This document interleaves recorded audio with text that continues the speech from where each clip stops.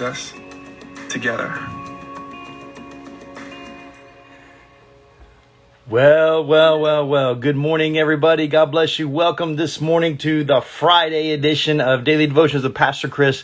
I am your host, Pastor Chris, and it's good to have you on with us today. As always and every day, good to see you as you're getting ready for your day. Man, what a crazy weather day.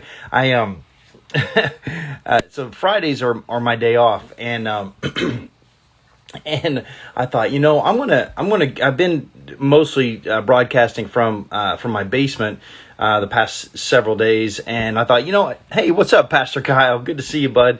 And I thought, I'm gonna go to the church today, and then as I was getting ready, I realized, oh man, it's like pouring buckets outside, and so here I sit in the dry basement. So that's all good for me, and I hope it's good for you too.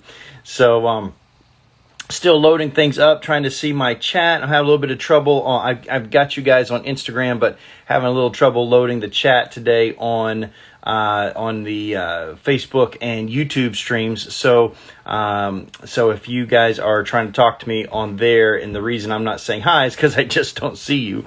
So sometimes these kinds of things happen. Plus, with all this kind of weather, it always affects some of our connectivity. So I think a lot of you are jumping on over to Instagram. Maybe you're having some troubles over there. So, but anyway, in any case, it's all good. I just want to welcome everybody. And hey, Kip and Shyla, good to see you on. I know that you watch and listen often, but I don't see you live too often. So nice to have you guys on today. Good morning, Daniel. Good morning. Good morning. Let's see who else we have. We have Paula and Elizabeth Orlando and Kathy and Athena and Sandy and Shannon and Krista and Tom and Ben and Kim Zabo and Eric. God bless you, RLG. Doing that. Okay, let's see here. I don't know why there's no audio on Facebook. I have. Let me see. Let me just check. Excuse me. Boom. Sorry, guys. Just doing a little bit of troubleshooting here, and sometimes that happens. Melissa, you're going to have to jump over to Instagram. I'm sorry for that. So yeah, I don't know why there's no audio. I really don't. It's a problem that's on. It's a problem on the Restream side. It has nothing to do with my settings. Let's see here. Maybe they shut me down. I don't know. Ow. So let me try something. I'm just gonna end the stream, and I'm gonna try to restart it and see if that helps. But I don't know that it will. So I'm gonna stay on Instagram though. So you guys stay with me, and hopefully I can get the rest back on. Because I only had like about 10 people on there because so many are jumping on to Instagram. Sorry for this delay. I'm going to be really quick today anyway, so don't you worry. Let's see. I'm just trying to check and make sure that all of my settings are good here, and everything looks good. So it says that it's connecting, and we're going to see, and maybe that will help. I don't know, so we'll see. But I appreciate. I'm having a lot of problems. My chat's not showing up. There's no audio on Facebook. I think YouTube was working okay. But in any case, we got to get moving. So let's go ahead and if you guys can just let people know that we are going to be on Instagram today. So I see that most of you jumped over anyhow. So I apologize for that. So in any way, so here we are. We've been talking about Joseph, right? And we've been talking about how Joseph had to really flip the script in his life, that he was faced with all kinds of trials, all kinds of difficulties, all kinds of setbacks, and those setbacks could have shaped him into what the world was telling him he would be. That he could have just stayed being labeled a slave. He could have just stayed being labeled forgotten. He could have just stayed being labeled. And you know what? If he wanted to, Joseph could have played the victim card. And nobody would have blamed him, because it's true. Like, the things that happened to him. And so he could have just said, "Hey, listen, I was domestically abused. I was bullied. I was beaten up, as a kid, and I was physically abused, and I was left for dead in a pit, no less. I was lied about. My dad thought that I was mauled by some tiger, and or he could have said, you know what, I was just a guy that was sold into slavery. I was lied about by my boss's wife, and that ended me up in jail. That's not fair. I didn't do anything wrong. I was falsely imprisoned. I shouldn't have been in prison, but I was, and he could have stayed there. I was forgotten about for 2 years. He was a victim. I mean, he was victimized, and so a lot of bad things happened to him. And so Joseph could have played that, poor me attitude. And listen, if we all face things, and if you face similar things, I don't want you to think that I'm marginalizing and thinking like that those things don't matter. I want you to understand that those things do happen and those things do matter, but they don't define you. And so Joseph understood that he was changing his story. He wasn't going to be bound by this reality. And so he, but nobody would have blamed him. If he wanted to be the victim, nobody would have blamed him. A lot of people would have felt sorry for him. They probably would have done some fundraisers for him. They probably would have, helped him out. They probably given him some handouts. They probably would have been very gratuitous and benevolent toward him in his time of need, because after all, he was victimized. But he also could have played the revenge card. There came a day when he became the second in charge of all of Egypt, and that the king of Egypt, the Pharaoh, put his signet ring on his finger. That is so significant, because that like a wedding band means something. It means that you are eternally, physically, emotionally, spiritually, mentally bound to another. That you belong to each other. That the two of you have become one flesh. A ring means something on your finger, but the king's signet ring was not just a high and holy honor. It wasn't just that he belonged to the kingdom, but it also meant that what he said, he had the seal of the king, and so he had the king's approval. It's the same as like a lot of companies, their bookkeepers will have a stamp that has the CEO or the CFO's name, on it, and so they can actually stamp their name on a check, and they can pay bills, and they can write checks on the behest of the owner of the corporation or those that have the power. And so it's kind of the same thing. The signet ring meant something, and so Joseph is at this place in his life where he has ultimate power. I mean, he is in charge. He's not the Pharaoh, but man, he is the one that is pulling all the strings. He's doing all the work. He's the right hand guy. He has all the resources.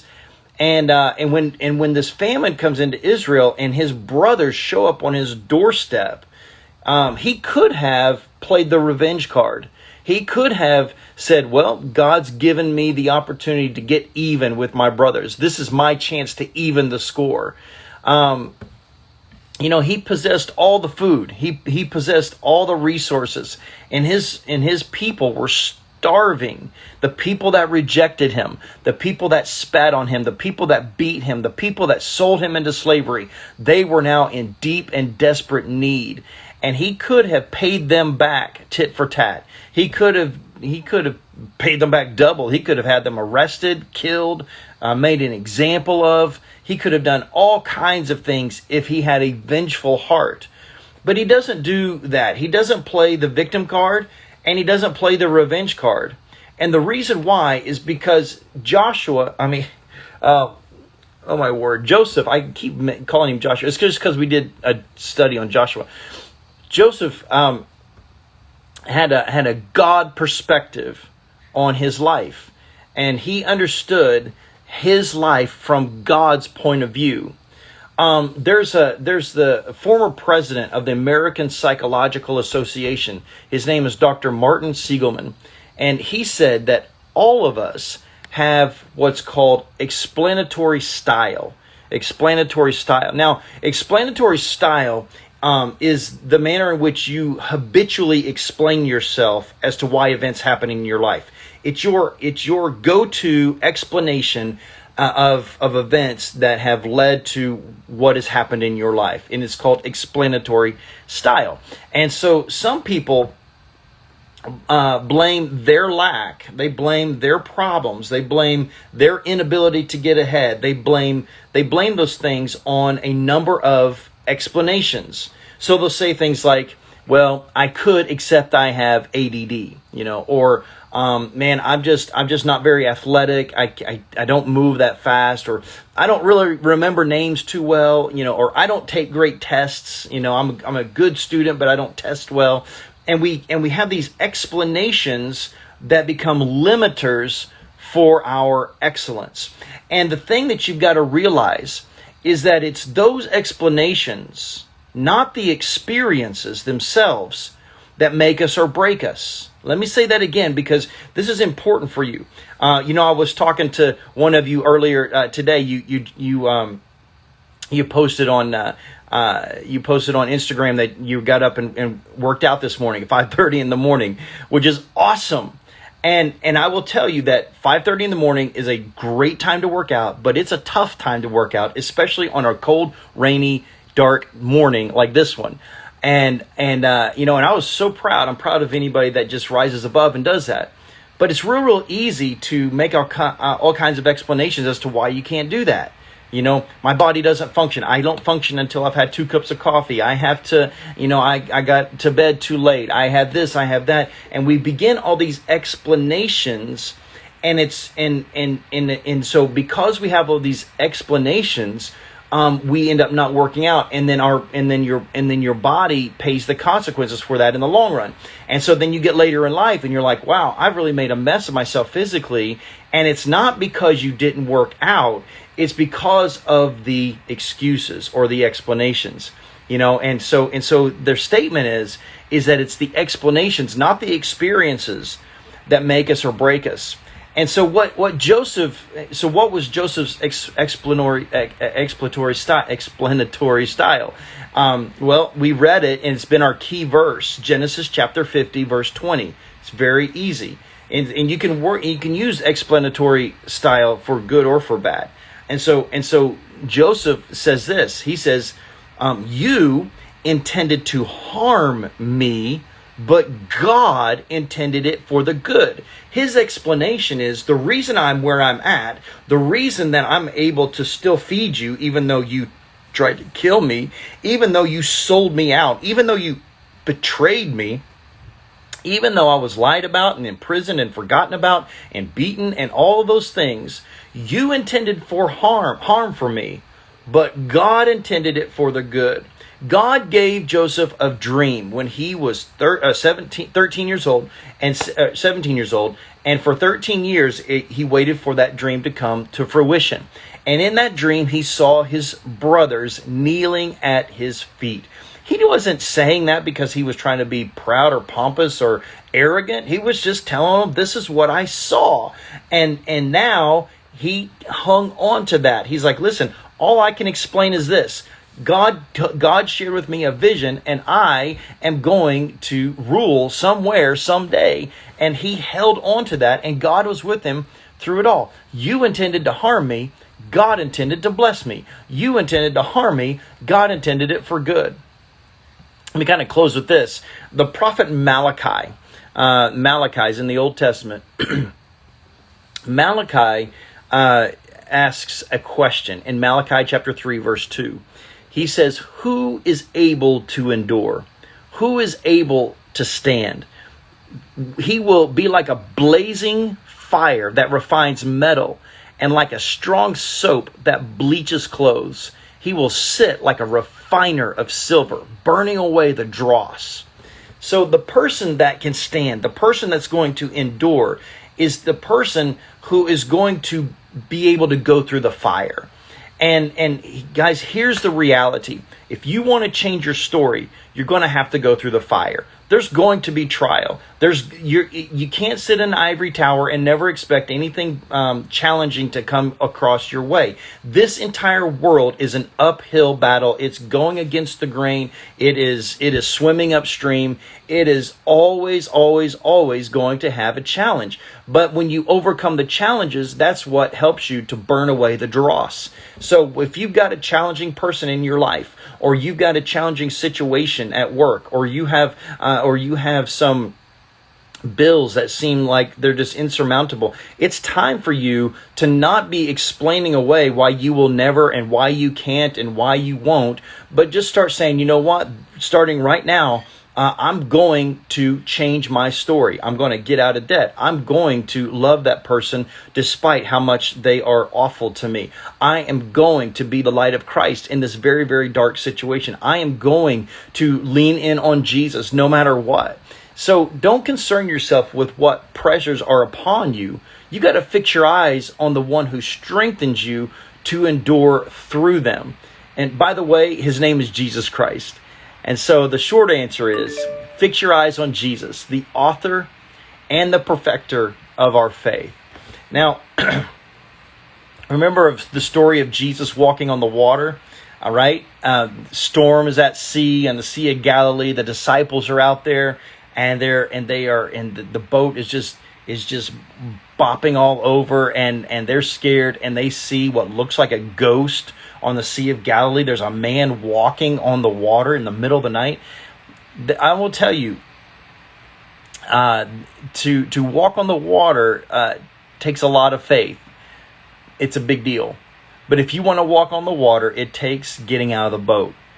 Every huge victory in your life will take huge faith. And the costs of Jesus not showing up could be devastating. So here's what happens. Peter gets out of the boat because he's focused on Jesus. And Jesus is walking on the water, right? And Peter's just simply doing what he sees Jesus doing. And that's what following Jesus is all about. But then Peter begins to lose focus. And so he starts focusing on the wind and the waves and the problems and the trials and the hardships. And that's when you start to sink. So we fix our eyes, we fix our focus, we stay the course, we stay true to Jesus even when nobody else is, and there will be times when nobody else is. Because fixing your focus on Jesus is what is essential for changing your story. So that's what I got for you today. I pray that you're blessed by that. I see that I only have 5 people on the other stream, so I don't know if you guys, I never could see the chat. I don't know if you ever got to hear me or not on Facebook or on YouTube. So something's hitting on something, but we'll figure that out.